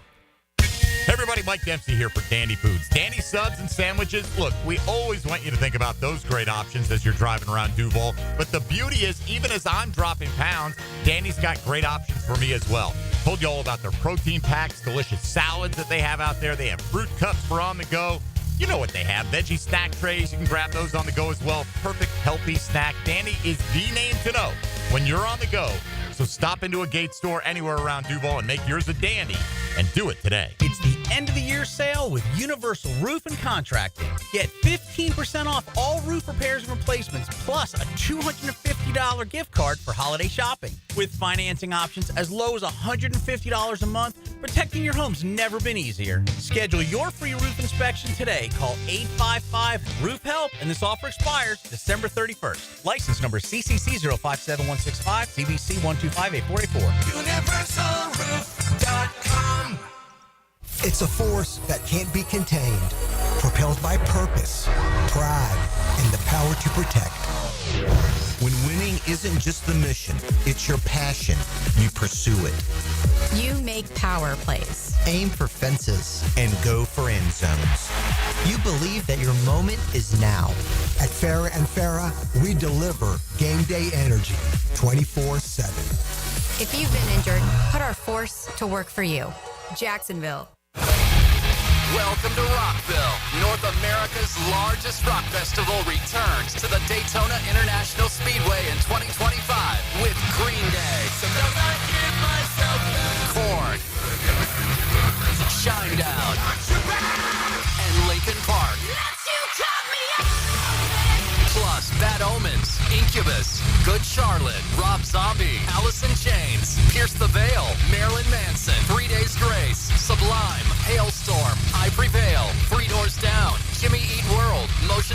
White, Bush, Chevelle, Mudvayne, and so many more.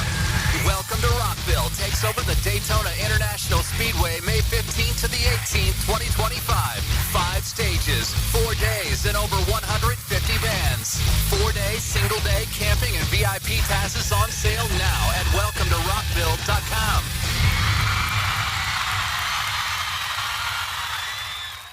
1010XL is presented by Farah & Farah, exclusive injury law firm of the Jacksonville Jaguars. Protecting you and your family. Call 396-5555. Jacksonville. Getting game day underway. Live from Tailgaters Parking. The Terminix Kickoff Show. Presented by Clearwater Irrigation. And Gatorade Fast Twitch. On 1010XL.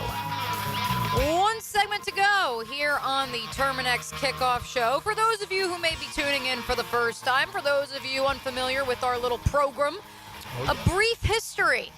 We love our friends at Growler's Bar and Grill who host us each and every home game on Sundays, including our friend Chad Mays, who runs the show here. We love our friends at Brackish Vodka so much that each and every week we bring you a Brackish Vodka drink demonstration. Once upon a time in a magical season of 2022, the Duval Donkey carried us through, Chad. It did. It did. It was the greatest little run that we've ever had, and I've never been so happy. The Jaguars were undefeated every time we made the Duval Donkey, so much so that Chad actually shipped us, Hayes and I, when we were on site in Kansas City, shipped us a bottle of Brackish, the OG vodka, and all the mixings that we needed so we could make our own Duval Donkey from Kansas City live on the Terminix Kickoff Show. And it was awesome. We almost had it that game. We almost had it. The magic of the donkey has faded along with the success of the Doug Pederson regime. And so we got to get creative. Yeah, we are getting creative. You know, we've launched some awesome stuff on this show. We brought back we did the donkey. We've tried 1,000 different combinations of some awesome brackish vodka. And we brought the shot ski. So this week, we're going a little simple. We're going to bring out the Brackish cinnamon, and we're just going to have a shot of plain old cinnamon because it's a little cold around this time of year. But there's a little underline, and we're going to name it a little bit differently this week. We're going to call it in lieu of the Jaguars' awesome shot ski, we're going to name it the Fireball ski. The Fireball ski. Like it. So, and that is because one of the brand new Brackish flavors is cinnamon flavor. It's cinnamon vodka. You're telling me it tastes just like Fireball? No, it tastes better than Fireball. 10 times better than Fireball. It doesn't have that whole like syrupy grossness afterwards. It's great vodka. This is great cold. So we're just going to do a little bit for you because I know you got to work later. Yes. I know our friends. Hayes and I are going to get after it. Of course. Our friends down the road from us here at Tailgaters Parking over at the Slab, I know they really enjoy Fireball. So maybe we need to remind them that this is an option as opposed to Fireball. So. A couple of the guys have come through a couple times and have been on the cold mornings, have had some shots of this, and they said they hands down prefer it better. And I haven't even tried it yet, and I can tell you I fully endorse firing ball ski. I love that. Before we get into the Fireball ski, Chad, some other new flavors from Brackish besides the cinnamon that our listeners can check out. They've got the tangerine and peach and mango, and they came out with a new marshmallow, kind of toasted marshmallow, which is really good this time of year. You're seeing a lot of people do it with the espresso martinis. And then they've also got pineapple. So that's just, but for me, cinnamon, OG, and I kind of dig the tangerine, but it's awesome. So, and you can get it pretty much everywhere. Everywhere. Right? There's not a liquor store in Jacksonville. If you're listening in Jacksonville, there's not a liquor store in Jacksonville you can't get it at. And, of course, it tastes better when it's in a shot ski. And it's cold, too. It's coming out as cold ice. So let's all right, here we go. Let me stand up on my box. Don't worry for everyone worried about the height differential. Here we go, folks. Oh, that's awesome. So good. There we go, buddy. That is very smooth. Well done. Chad, you weren't kidding, man. Not that I ever doubt you, but I am very impressed because it doesn't have that extra taste at the end like a Fireball shot would. Yeah, that whole like syrupy, know you're drinking something bad for you kind of goodness. Yeah. This is actually like all gluten-free, and so it's great. Love it's it. Awesome. Love it. Absolutely. Well, we appreciate you. This one, I think, this one is got a good chance of leading us to some wins. If I want one thing to come true for this entire season, we've tried everything else. If it's one thing, can I please have this one? Can I please have this for Well, we will be back 2 weeks from now when the Jaguars host the Tennessee Titans. And if the Jaguars have success, although what defines success today, Chad? Ooh. Would you like to see a victory? Let's get a win. We're at home. I kind of like seeing what was his name? What's his name from the just won the Heisman? Oh, Travis Hunter. Travis Hunter. I kind of am pulling like maybe we should not, do so well to where we get a little bit of that guy. But anyway, I just love a win. I just like to see people smile. They'd make him a free safety running back here anyway. So. Hey, the Jags have some capital in the draft. Maybe yeah. they find a way to move up, even if they are picking 6th or 7th, and maybe Travis Hunter is out of reach. So what's a score prediction for you today, Chad? Kick us off. I think 21-14 Jags will pull it off. All right. Yeah, I think that today is the day. I think a lot of these guys are going to be looking for, hey, I better put something on paper because I'm going to lose my job here in a couple weeks. And it's all thanks to the Fireball Ski. Here we go. Fireball Ski. Chad, appreciate you always. Thanks for stopping by. And before we put a bow on today's episode, let's take a look around the AFC South. For one, try not to be Superman all the time. I've always been able to, create big plays, and that's kind of been a thing of mine that I always wanted to do as a player. And, understanding as a quarterback, sometimes you need those Superman plays. Sometimes you just got to be, just a regular guy and go out there and just make it work for your teammates. That is the voice of former Gators quarterback, now Indianapolis Colts quarterback, Anthony Richardson. The Colts at 6-7, their playoff hopes still alive. Traveled to Denver this afternoon for a 4:25 p.m. Eastern matchup with the 8-5 Broncos. Meanwhile, the Texans and the Dolphins, as Houston comes off its bye and begins that formidable 3-game stretch against potential playoff teams. And finally, the Tennessee Titans, they host the Bengals, although the Titans also mathematically eliminated. Hayes, what do you make of those 3 matchups in the AFC South today? I think the Indianapolis at Denver game is a fantastic matchup. Now, it's wedged in that 4:30, might be the best 4:30 block of games in NFL regular season history. I mean, you've got so many great games in that 4:30 window. Colts and Broncos is not the headliner. That's obviously Lions and Bills. But important game. The Colts are 2 games back of the Broncos, who are the 7th seed right now. So if they want to stay in this thing at all, they've got to win today. I don't see it. I commend Anthony Richardson. He's been playing better. Didn't want to take the bye, wanted to dive right into Denver. That's all outstanding. But Denver's defense in Mile High, I think, is too much. I think you're going to see Anthony Richardson really struggle in that game, and Denver wins a low-scoring game to pretty much eliminate the Colts. See, I'm on the other end of the spectrum. I am all in on, for a 3rd straight season, the leader in the AFC South collapsing and a team emerging from the back of the pack. The only team left that could possibly do that in the division is the Indianapolis Colts. I do think this Denver Broncos team is a year ahead of schedule, largely thanks to the development of Bo Nix, and that's a credit to Sean Payton, and I do think they could be a potential wildcard team this postseason, but there has to be some sort of a regression to the mean somewhere. I look at this Denver Broncos team, I'm not sure I see a 9-5 outfit just yet, so that's why I do have the Colts winning this game, improving to 500, getting to 7-7, coupled with a Texans loss down in South Florida today, and things could get mighty interesting in the division over these last 3-4 weeks of the season, even if the Big Cats are not involved. Yeah, I mean, I'd love to see the Colts catch the Texans. I mean, I hate the Texans now after the crap they pulled here a couple of weeks ago, and then the ridiculous defending it and saying the Jaguars overreacted. I mean, it will be a long time before I think anybody in this city actually pulls for Houston to do anything of consequence. I think they're so far ahead that while I would agree, I like the Dolphins today as well. And we'll see. It'd be great if the Colts can beat the Broncos and create a little bit of a surge there.